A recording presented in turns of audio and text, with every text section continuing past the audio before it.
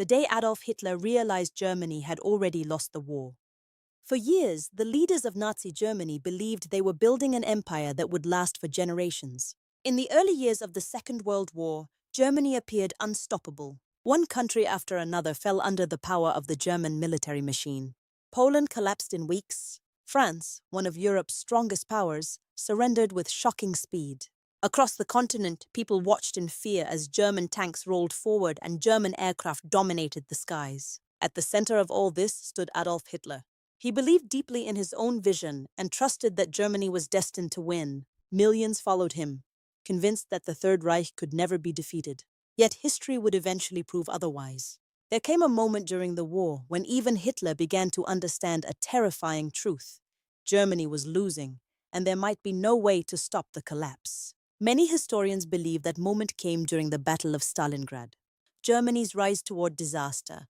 In 1941, Germany launched one of the largest military invasions in history, Operation Barbarossa. Hitler ordered more than 3 million German soldiers to invade the Soviet Union. The goal was simple but enormous: destroy the Soviet state, capture its resources, and crush communism forever. At first, the invasion seemed successful. German forces advanced rapidly across Soviet territory. Entire Soviet armies were surrounded and destroyed. Thousands of tanks and aircraft were lost by the Soviets in the opening months. Hitler and his generals believed victory was only a matter of time. But the Soviet Union was much larger than Germany expected. Its territory stretched endlessly. Even after massive defeats, Soviet forces kept fighting. Factories were moved east beyond the reach of German bombers. New soldiers continued arriving at the front. And as winter approached, German troops found themselves trapped in freezing conditions for which they were unprepared. Still, Hitler refused to slow down. He became obsessed with capturing the city of Stalingrad. That was why Stalingrad mattered.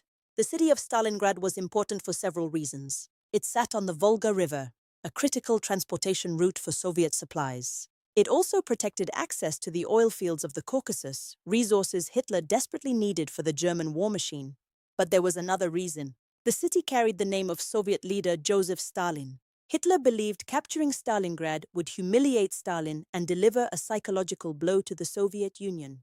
What began as a military operation soon became a battle of pride and ego.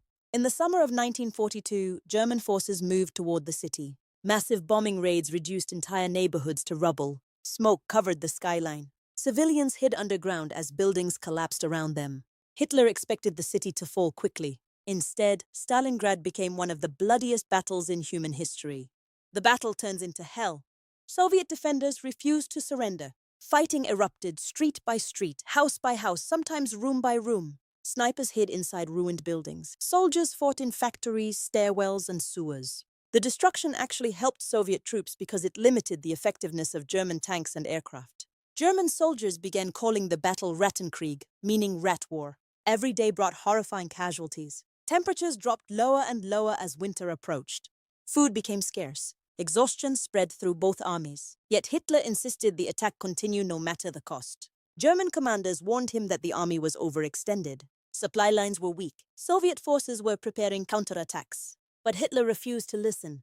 He believed retreat was a sign of weakness. He ordered the German Sixth Army, led by General Friedrich Paulus, to hold its positions at all costs. Then the Soviet Union struck back. Operation Uranus. In November 1942, Soviet commanders launched a massive counteroffensive known as Operation Uranus. Instead of attacking the strongest German positions directly, Soviet forces targeted weaker Axis troops, guarding the flanks of the German army. Many of these soldiers were Romanian, Italian, and Hungarian units that lacked proper equipment. The attack succeeded with devastating speed. Soviet forces surrounded the German Sixth Army inside Stalingrad. Nearly 300,000 German and Axis soldiers became trapped. Suddenly, the attackers had become the trapped victims. German commanders immediately requested permission to break out of the encirclement while escape was still possible. Some believed tens of thousands could survive if action was taken quickly. Hitler refused. He ordered the Sixth Army to stay in Stalingrad and fight. He promised supplies would arrive by air. Hermann Göring, commander of the German Air Force, claimed the Luftwaffe could deliver everything the trapped army needed. It was a disaster. Yes, said the beginning of the end. The Luftwaffe failed to deliver enough food, fuel, ammunition, or medicine. Soviet anti-aircraft fire and harsh winter weather made flights extremely dangerous. German soldiers inside Stalingrad began starving. Temperatures fell far below freezing. Wounded soldiers died without treatment. Horses were slaughtered for food. Some troops ate frozen scraps found among ruins. Disease spread rapidly. Ammunition ran low. Soviet artillery pounded German positions day and night. Reports reaching Hitler became increasingly grim. Generals pleaded for a breakout attempt. They warned that total destruction was approaching. But Hitler still refused retreat. He believed surrender was impossible. He promoted Paulus to field marshal partly because no German field marshal had ever surrendered before. Hitler hoped Paulus would fight to the death. Instead, reality finally broke through the illusion. By early 1943, it was clear the Sixth Army could not survive. Entire units disappeared. Soldiers froze to death in trenches. Starving men wandered through ruins, barely able to carry weapons. When Hitler received the final reports from Stalingrad, even he could no longer deny the truth. Germany was not marching toward victory anymore. Germany was facing defeat. Hitler's realization. Historians debate the exact moment Hitler fully realized the war was slipping away. But Stalingrad shattered the myth of German invincibility. Before Stalingrad, Germany still seemed capable of winning the war. After Stalingrad, everything changed. The German army had lost one of its most powerful formations. Hundreds of thousands of experienced soldiers were dead, wounded, or captured. Huge amounts of equipment had been destroyed. Even worse, the psychological impact was enormous. For the first time, the world saw Germany suffer a catastrophic defeat. Inside Germany, propaganda could no longer completely hide the truth. Families received endless letters announcing missing or dead soldiers. Confidence in victory weakened. Across occupied Europe, resistance movements gained hope. Hitler himself reportedly fell into periods of rage, silence, and despair.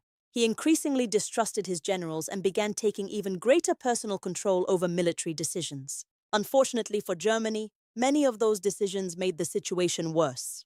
Dictator Germany begins to collapse. After Stalingrad, the Soviet Union seized momentum. Soviet factories were producing massive numbers of tanks, aircraft, and artillery. Fresh armies continued pushing westward. Germany tried to regain control in 1943 during the Battle of Kursk, another enormous clash on the Eastern Front. Hitler hoped a major victory could reverse the war's direction. Instead, Germany suffered another failure. The Soviets absorbed the attack and launched powerful counteroffensives. From that point onward, Germany spent most of the war retreating in the east. At the same time, the Western Allies were growing stronger. Winston Churchill and Franklin D. Roosevelt coordinated with Stalin against Nazi Germany. American industry flooded the Allies with weapons, vehicles, fuel, and supplies. German cities faced relentless bombing campaigns. Factories burned. Civilians hid in underground shelters night after night. Oil shortages crippled transportation and military operations. The empire Hitler imagined was slowly falling apart. But Hitler refuses reality. Even after recognizing the danger, Hitler never truly accepted defeat publicly. Instead, he became more detached from reality as the war continued.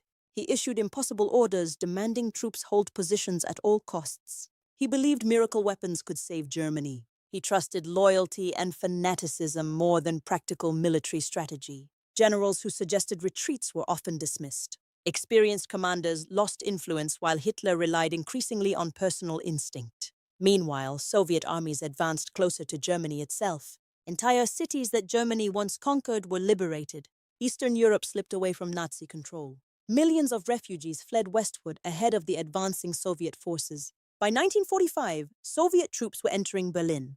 The final days. Hitler spent his final months inside a bunker beneath Berlin. The city above him was collapsing under artillery fire and air attacks. German forces were exhausted and outnumbered. Fuel, ammunition, and food were disappearing rapidly. Yet even then, Hitler continued issuing orders to armies that barely existed anymore. Those around him described a man physically weakened and emotionally broken. The confidence and energy seen during Germany's early victories had vanished. Many historians believe the psychological turning point leading to this collapse began at Stalingrad. That was the moment when Hitler's dream of conquering Europe truly began to die. On April 30th, 1945, as Soviet troops closed in around Berlin, Hitler committed suicide in his bunker. Days later, Germany surrendered. The war in Europe was over. Why Stalingrad still matters today? The Battle of Stalingrad remains one of history's most important turning points. It demonstrated how arrogance, overconfidence, and refusal to face reality can destroy even the most powerful armies. More than 2 million people were killed, wounded, or captured during the battle and surrounding operations. Entire cities were destroyed. Families across Europe and the Soviet Union suffered unimaginable loss. The battle also revealed the dangers of leadership driven by ego rather than reason. Hitler ignored warnings from experienced commanders because he believed his willpower alone could overcome military reality. That decision trapped an entire army and accelerated Germany's downfall. Today, historians continue studying Stalingrad not only as a military battle, but as a lesson about power, ambition, and human cost. Because in the frozen ruins of that shattered city, one of the most feared dictators in history finally began to understand something he never thought possible. The war he started could not be won.